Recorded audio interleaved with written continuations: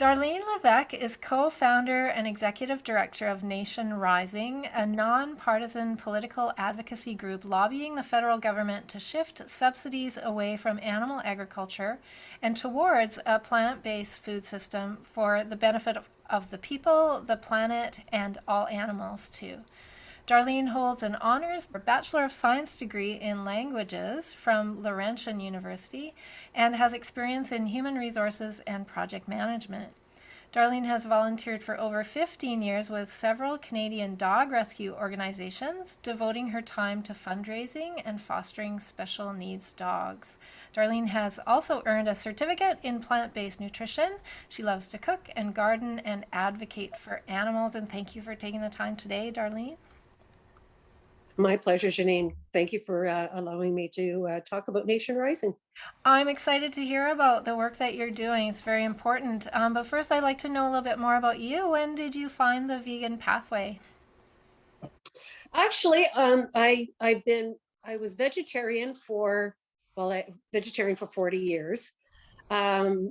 Vegetarian when it really wasn't mainstream. So I was, people feel now that being vegetarian or vegan is you're the odd duck out, and back then you can just imagine 40 years ago, when there weren't all the options that we have today.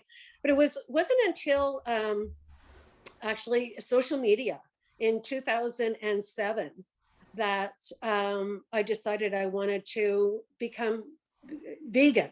I started seeing a lot of the videos from Mercy for Animals and other organizations, and I started learning the truth about dairy and eggs. And I thought, okay, like this does not align with my values.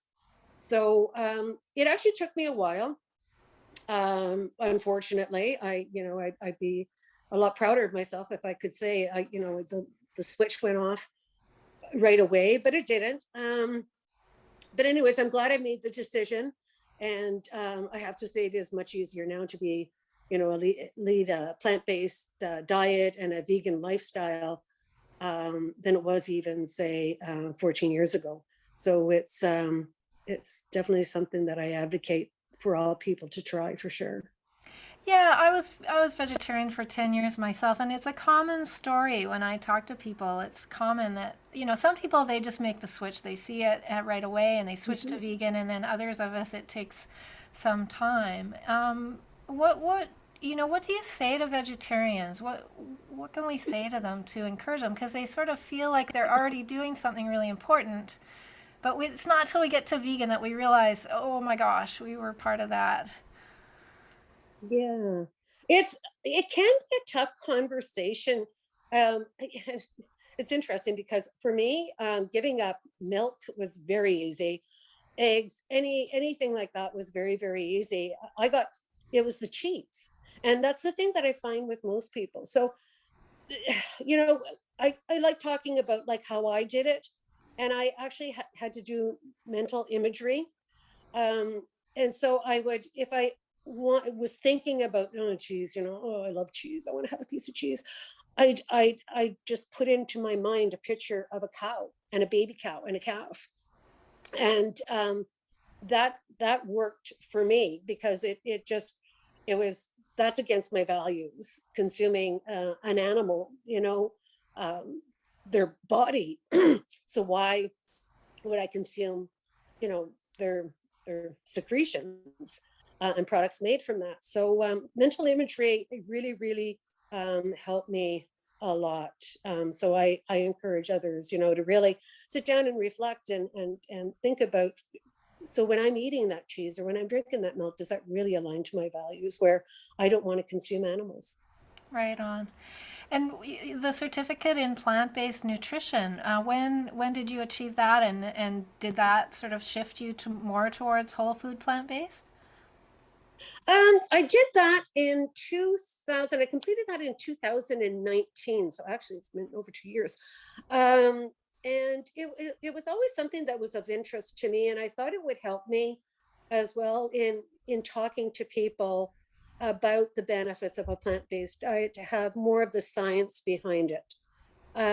So it was helpful in that, so that I can talk more about the diseases that are related to eating, animal products, and how it's better for your health, and just things like that. So yeah, it wasn't something that I wanted to turn into a career. It was more interest, and to help in advocacy. And so what are some of your favorite things to grow in your garden and cook up? My favorite thing to grow is tomatoes and zucchini, because they're easy and they go really, really well together. And lots of herbs, lots of different herbs. I love like rosemary and basil and thyme and oregano and sage. And I'm trying dill this year. So we both, my husband and I, we both eat a lot of tomatoes, and in the summer I don't think a day goes by that we don't have a tomato sandwich. So it's nice to have them directly from your garden. Yeah, there's nothing quite like having them when they're fresh off the vine like that. Awesome. And so, okay, Yeah. Nation Rising then. When did Nation Rising come to be, and whose idea was that, and how did it happen? So Nation Rising came to be in early 2017, and it was Jenny Henry, who is an animal rights activist, and that was both of our backgrounds, who read an article that talked about the billions of dollars that the federal and provincial governments give towards animal agriculture industries. Um, and thinking back on it, it's like, well, this isn't right. That we're actually giving money to producers to produce food that isn't good for Canadians, and look at all the billions of farmed animals and fish that it's affecting.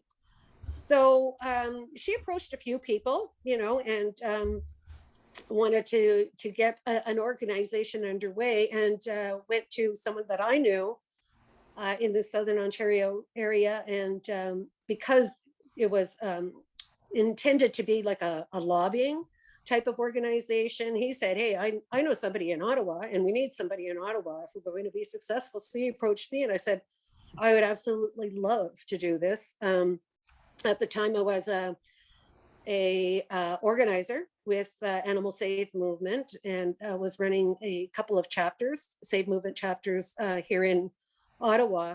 And I thought it complemented that, but I'd always had a desire to do more. And this kind of filled that niche for me, especially since I had recently retired. So I did have time in my hand, and I said when I retired that I was going to devote my time to animal rights and the environment, because they're two things that are very, very important to me. And so it just came at a perfect time for me, and I'm enjoying every minute of the work that Jenny and I and others are doing with us. It's kind of a revelation, this amount of money that goes from government to the industry. It's subsidized on the scale of oil and gas, I think, isn't it? Oh, I don't know if it's that much, but it is one of the larger industries for sure. That is subsidized. For example, we track the amount of, in particular, federal subsidies towards animal ag. And in this year alone, from January to the end of April 2021, the federal government either gave or committed to $1.696 billion. Wow. Like that's a lot of money. And if you think of how much that money could go towards improving people's lives, their health, it's just mind-boggling. And that kind of money is going towards industries that are hurting people, hurting animals, hurting the environment. When 1.696 billion could go so far to help people, to help the environment. So it really irritates me. It gets me riled up when I, see those kinds of numbers, and that's why we're here, because it wasn't being talked about. It was here and there, but it was really a gap within the animal rights movement that no one was really talking about the subsidies. And so we thought, well, we can fill that gap. Um, we need to fill the void that's there for citizens going and talking to their MPs about these subsidies and about the impact that they're having on us. Because the other lobby groups, the animal ag lobby groups like the Dairy Farmers of Canada, the Egg Farmers of Canada, the Beef Farmers of Canada, the Cattlemen's Association, they all are very, very wealthy and have a deep reach into the workings of Parliament, which is wrong. And the other thing that's wrong too is that they have unfettered access to the education system, especially the Dairy Farmers of Canada and the Egg Farmers of Canada, which again is wrong. Why is our government allowing marketing organizations who are unbiased, who are biased, sorry, into our schools and talking about foods that aren't healthy? It actually makes no sense at all. And providing milk programs. I was working in the schools, and there was one day I was in an elementary school, and the milk comes out, and they can have as much of it as they want. And I watched this one young girl, probably grade like 4, I think it was, and her face just, you could see she drank some milk, and then her face got red and blotchy, the way how dairy Yep. does that Yep. to us.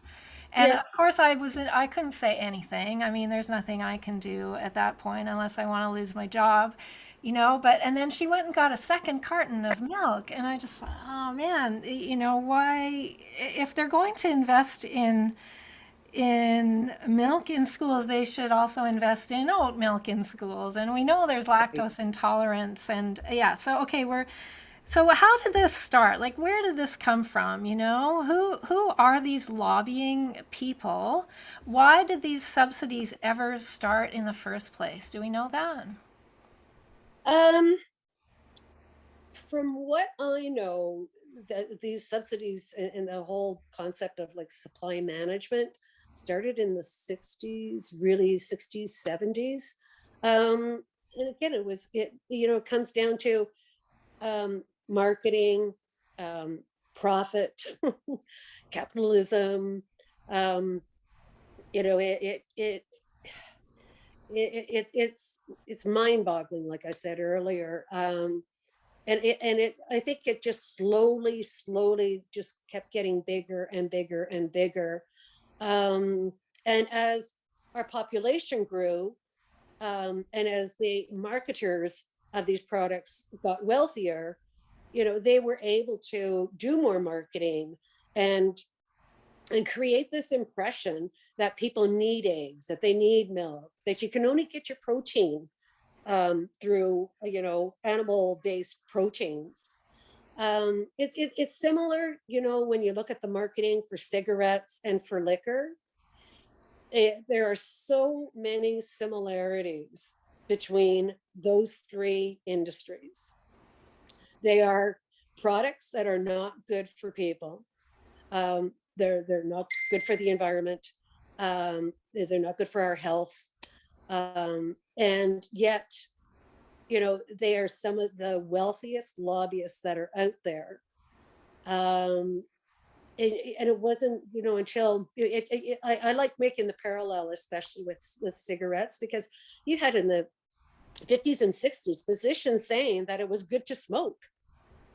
You look back on that now and you think, holy cow, how could that ever happen? How could my doctor tell me that it was okay to smoke, that it was actually good for me? And you look back on those ads from the 50s and the 60s, and it's shocking. That could happen, and you would never have that happen today. So if I'm to talk about my dream, is that, right now doctors, unfortunately, the majority of them are not educated on nutrition. They get very little in medical school. And for this reason, anything that they know on nutrition, they're usually basing it on their own values, and eating habits, etc., and their own belief system and culture. So what I would love to see is more doctors that are out there that are saying, no, you shouldn't be eating meat. No, you shouldn't be drinking milk. These are not things that you need. There are other alternatives. Just like they wouldn't say, geez, I think you should go home tonight and, pitch back a bottle of wine and drink a pack of cigarettes. Um, they wouldn't do that. So why are they telling people that it's okay to go home and, have bacon and eggs and a Right. glass of And milk? yeah, especially now that we know there's direct links between dairy and especially processed meats and cancer and heart disease and diabetes and dementia and all the rest of it. We need a Canadian version of the Physicians Committee for Responsible Medicine. Absolutely. They're doing Yes, amazing yes, work in the US. Yeah. yes. Educating doctors and getting animal testing out of schools and all sorts of things. So, in the meantime, I just watched a documentary. I highly recommend it called "Crime of the Century." It's on HBO and it's all about the opioid crisis. And when you were speaking about Hmm. cigarettes, it's a similar story where somehow these doctors are lobbied so hard that they were shamed if they didn't up the prescription dosage of opioids. It was like, you're not taking care of your patient's pain and you need to be doing this, and it's not an addiction. There's some very candid interviews. So it's amazing the power of lobbyists. Now, who are these lobbyists? Like, these are actually highly paid people who are employed by the industry, and that's their job, is to go talk to government all day long, right? That's exactly it. And they have scientists, they have doctors within their organization, um, who promote, the benefits of the industry, and create so many falsehoods around it. But yes, um, they are very wealthy. They they call it checkoff programs, but actually, I think of it more as a kickback. So for however many cattle, that end up going to slaughter, X amount will go to the beef farmers of Canada. Uh, So the farmer has to give so much money. Same with, I'm pretty sure it's the same with dairy. Um, and well, dairy is supply managed, but I believe there's dairy farmers of Canada are probably one of the wealthier um, lobbying groups for sure. And yeah, they you know you see them with politicians and hosting events, and dinners and drinks. And last year, or the year before, there was they have these conferences, and they host politicians, and all the politicians head down to the Chateau Laurier in downtown Ottawa, which is right beside the Parliament Hill. And they mingle with these guys and ladies. um and it's just, it's wrong. They would never, politicians would never do that with us.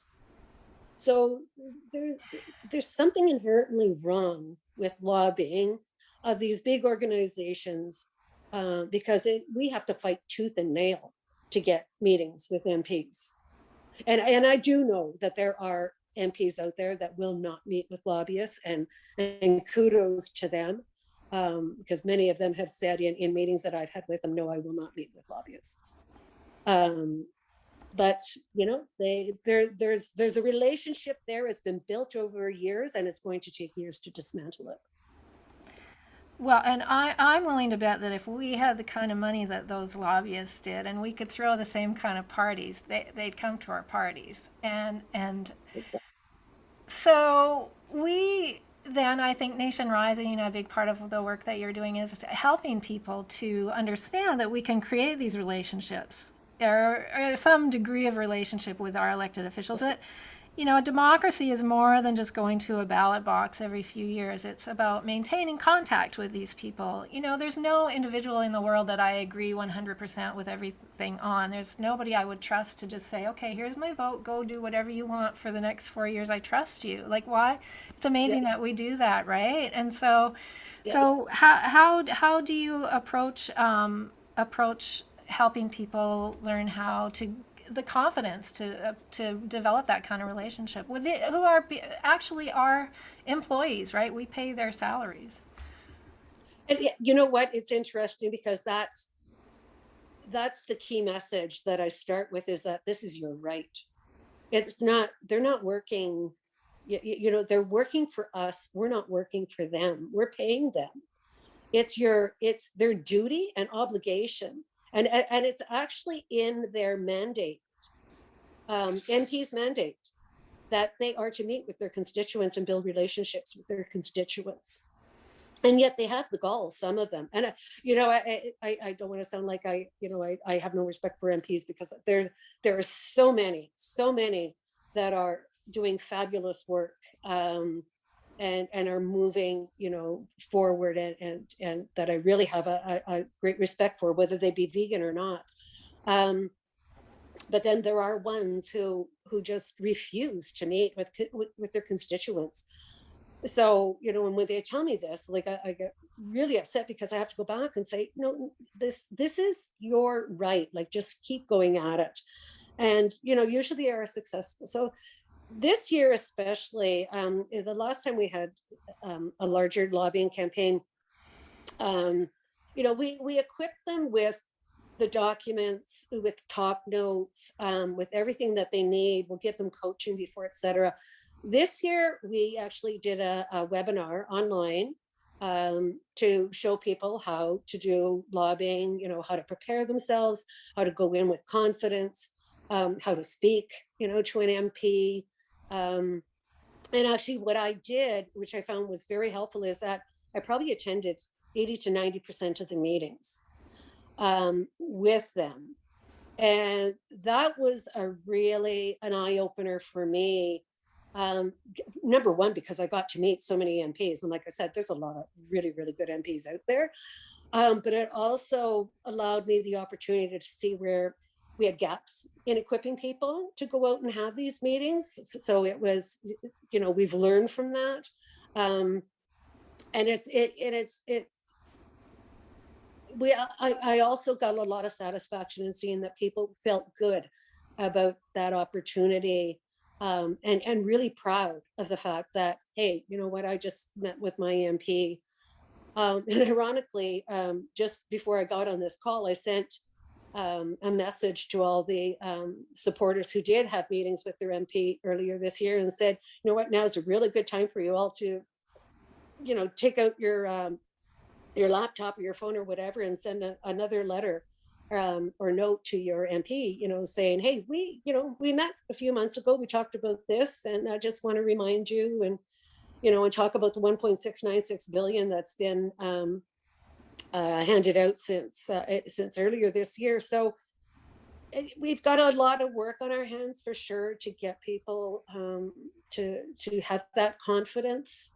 Not everybody likes to go out and not necessarily talk to their MP, but even anyone. Like, there's a lot of social anxiety, etc., that we have to recognize as well. So I intend to continue doing that, where people need that support to be there for them, to go into the meetings, so that I can learn how to do an even better job of coaching them and equipping them to do this. And so I suppose these meetings that you attended, these nowadays people are meeting via Zoom, are they? Mhm. Yes, and actually that, at first we thought, ooh, that might not go as well. You don't have that same interaction when you're in their office, and actually it's worked out really well, because they don't take as long. There's no travel time. You can bring a lot of people onto a Zoom meeting, and that's the other thing that we encourage is, find other people in your community to go into the meeting with you, so you're not alone. You can share, there's just the discussion, and politicians normally take messaging serious when they have a groundswell of their constituents who express interest or anger towards an issue. So we always say, get as many people as you can into these meetings, and even if they're there as bystanders or to take minutes or to give people reminders, timekeepers, stuff like that, the more the better, for sure. Awesome. So, one of your main arguments in defense of shifting investments over to plants away from animal exploitation is the Canada Food Guides. So the argument is that we have a Canada Food Guide. I understand that there were some pretty prominent scientists, Canadian nutrition doctors who Mhm. influence that guide, because otherwise the lobbyists are also at that table, right? So now we have this fairly strong Canada Food Guide, and so your argument is saying, well, look, we have this document. What are you doing to enforce this? Is that right? Yeah. Yeah, that was the basis for our MP meetings or citizen lobbying meetings earlier this year, and we'll carry on. That message will carry on. And it's interesting because it was actually an MP in Southern Ontario, in Toronto area, Nathaniel Erskine Smith, who is a vegan, who we had come on to one of our speaker series where we have people come in and talk about various topics related to animal agriculture, subsidies, health, climate, etc. And he said to us, if you want to make a difference, one of the best ways to start is by focusing on our food system. And he said, there's already policies out there, and they're kind of sitting there, and we should be doing something about it. So he encouraged us to take that as a rallying cry, I'll say, in our next campaign, which we did. And he now talks about it too. He was recently part of Animal Justice Academy, where they had a number of speakers, and his talk was on the food systems and how if Canadians really want to be heard, talk about the food systems, talk about the food policies, because that's what needs to change. And hence why, we say shift or stop funding animal agriculture and start funding a plant-based food system, which is better for everybody all around, animals and non-animals, and the environment, etc. And I was just speaking with someone in the U.S. about subsidies, and she was saying that there's a lot of waste as well. So they're not really paying attention to supply and demand, she said, where they just keep producing and producing and producing, and if they're not able to sell it to the market because people aren't buying it anymore, they just dump it. But they still are eligible for the subsidies. Is it similar in Canada? I don't know whether, I'll be perfectly honest, I don't know whether the food waste is so much a product of the industries as it is a product of households as well. But definitely food waste is a huge issue in Canada within the food system. And actually, this is an area where I definitely have to applaud the government right now, is because they do have a committee set up under the Department of Agri-Food and Agriculture and Agri-Food under Mayor Claude Bibeau. And she has set up a committee, and one of the 4 mandates for that committee is to look at food waste and find solutions to reducing food waste. Okay. So I was really, really pleased when I saw that. On the flip side, I was also very disappointed because one of the mandates under the food policy for Canada that is under her jurisdiction was to implement a national school food program, which has kind of been taken off the radar, unfortunately. And I really couldn't tell you why. We have no idea and haven't been able to get an answer. Okay. Yeah, Nathaniel Erskine Smith, a fantastic vegan advocate for sure, and really indicative of what a single voice at the table, what a difference that can make for animals. And, I think the Liberals not voting for the federal ag legislation recently, was it first reading or second reading, whereas all the NDP elected officials voted in favor of it. And Hmm. but the Liberals did not, and I'm guessing Nathaniel has something to do with that. So hooray for Nathaniel. I'm also familiar with the Animal Protection Party, which is all vegan. And Hmm. I think they ran something like 17 candidates across Canada in the last federal election. They have the opportunity during elections, during the town hall meetings that happen during elections, to raise the issues, which is great. But I don't know. I think it would make a difference if we just even had one or two of those across the country, just to be in the room at the table. Do you agree? Oh, for sure. We need like it's great that they are getting more and more candidates when there are elections, and I know that they have a really big push on for that. Since there is this feeling that we are going to have an election this late summer or fall, um, and they do want more people to run, so that their message can get out as well when there are candidate meetings and town halls and activities like that during an election. But yes, it's one thing to do that, but it's definitely another to actually be a part of the caucus. And you just have to look at Elizabeth May of the Green Party, and how her voice has definitely resonated and made a difference. So yeah, we definitely need more diversity for sure, on the Hill. Yeah.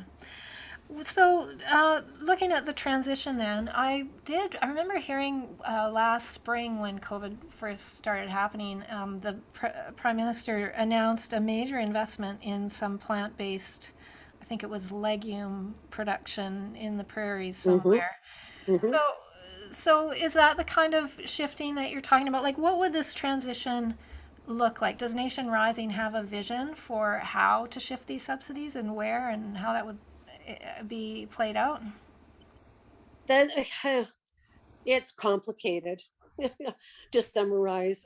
It sounds easy, but it's definitely that there needs to be a roadmap created, because it affects like going from a predominantly animal agriculture type of food system to a plant-based one, affects all kinds of industries and workers, and farmers, and from supply chain to refrigeration to transport.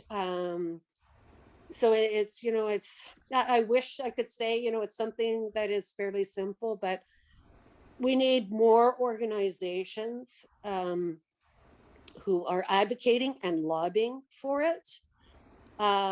We need more people to get political. We need more animal rights activists to get political. We just kind of had a little mini campaign about that about a month or so ago, where you know we said animal rights activists, yeah, we need to fight for animals, but we need to take it from the street into politicians' offices, and into onto the Hill and into the legislatures. um there's no one form of activism that is better than another, but the piece that has been missing, and that gap that we're trying to fill right now, is getting political. Okay. um when it comes to climate, environmental, health, there are a number of groups who do lobby the government, and who do have their ear. I can't say the same for the animal rights movement, with the exception of animal justice. Hmm. And so, you know, it's it's it's different for people, and that's why I say we're trying to encourage people, make it known that it is their right to meet with their members of parliament or members of provincial parliaments or MLAs, and to have these conversations with them. It's important. It really is important. It is, and now especially with COVID, and we know what a zoonotic pandemic looks like, and this many scientists are saying this is probably just a dress rehearsal. Unless we change radically the way we treat animals, we'll be looking at Yeah. a worse pandemic. So we need to get a grip on this. And you mentioned Animal Justice, the legal organization that's done amazing work for animals in Canada, with help from, I think lobbyists. And Camille, during the Animal Justice Academy, she was speaking about how important it is, how helpful it is for her if we citizens do this work of lobbying. So the more we phone and meet and petition our elected politicians, then when she and other lawyers go into a courtroom or go in to meet with MPs, then the groundwork has been laid. And so what I think I hear you saying is that our job as citizens of a democracy, a so-called democracy, our job is to contact these people that we've elected and let them know of our interests. And then their job is to strike some committee and make the plans. How are we going to make this shift? Yeah. Yeah, it's definitely incumbent on us as citizens, and that's why we call it citizen lobbying. And we didn't make up that term. It's a known term. Um, because that's the only way that politicians will take anything um, seriously. So that, as I said earlier, the more people that go in and meet with their MP, and it doesn't matter what issue it is. I mean, this is the issue that, of course, we as Nation Rising would like our supporters to go in. But it can be any issue, and the more that you meet with them, you'd be surprised how quickly you can develop a relationship with your MP. I am very fortunate. I've met with my MP 3 times now.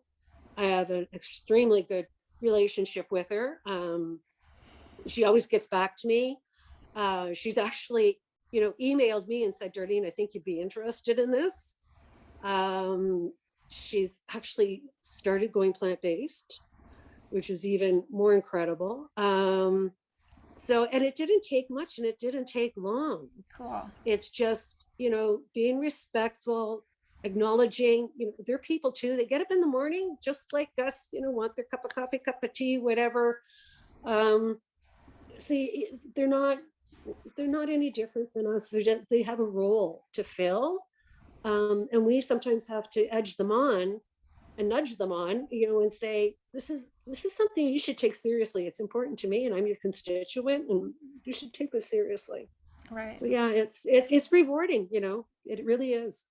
Yeah, and the work that we're doing is for their benefit as well. All the climate scientists, the vegan climate scientists are saying we're never going to get there if we don't look at animal agriculture. We're never going to meet the recommended limits. So and remembering too, I think that politicians ultimately, they're human, and this is to their benefit and their children's benefit as well. But their main goal is always getting elected. That's always in the back of their mind, right? So, yeah. So okay, so you guys have a speaker series coming up with Nicholas Carter on June 19th. What's that about? Nicholas Carter is a well-known in Canada scientist and researcher, and he is a member of the organization called plantbaseddata.org here in Canada. All right. Along with 2 other scientists, doctors, and there is a wealth of information that they have on their website, and so it's predominantly research. And that's what they do. They research, they comment, on all things that are wrong with animal agriculture, and the benefits of a plant-based world and food system. So we're really looking forward to having Nicholas on the next series. That will be June 19th, which is a Saturday at 3 p.m. Eastern Standard Time. And they last an hour. So yeah, very excited about that one. And we don't have anything lined up yet for July and August, but we also will have a panel series on sometime in mid-September, and Brenda Davies is going to be one of the guests.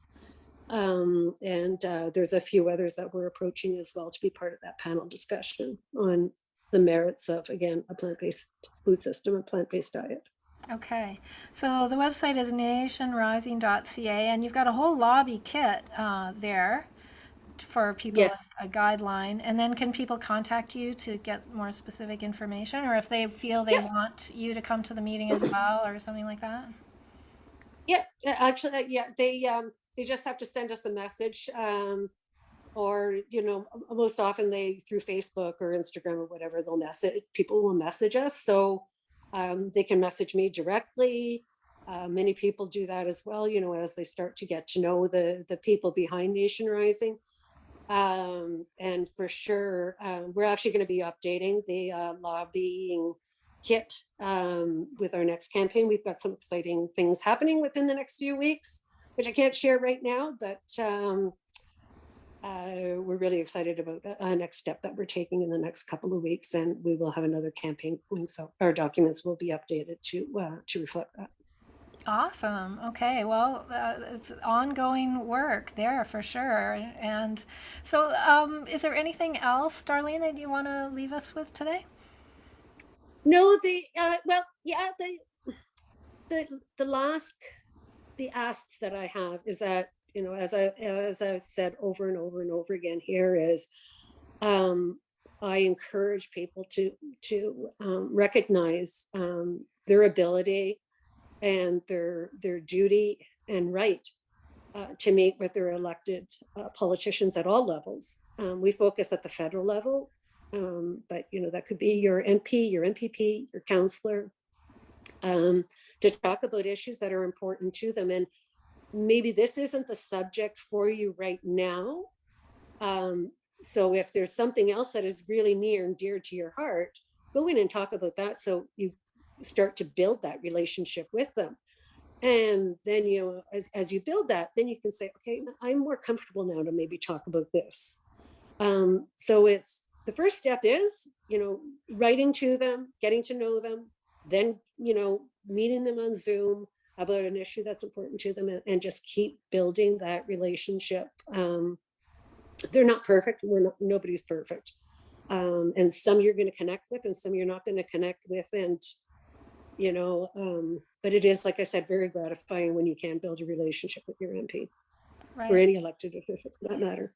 Right, and I guess remembering too that they have staff. So often when we write letters to them, we're not necessarily getting their response. We're getting a staff response too, right? So there's Yes. there's a whole environment that we can.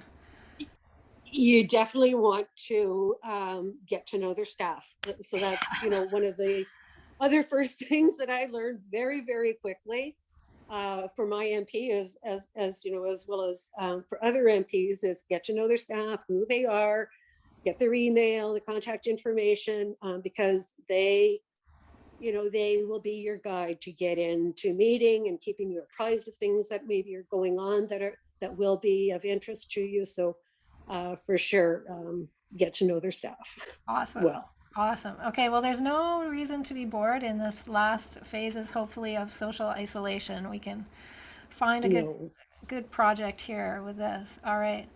Thank you so much, Darlene, for taking the time today. Appreciate it. thank you, Janine. I really appreciate the opportunity to talk to you today.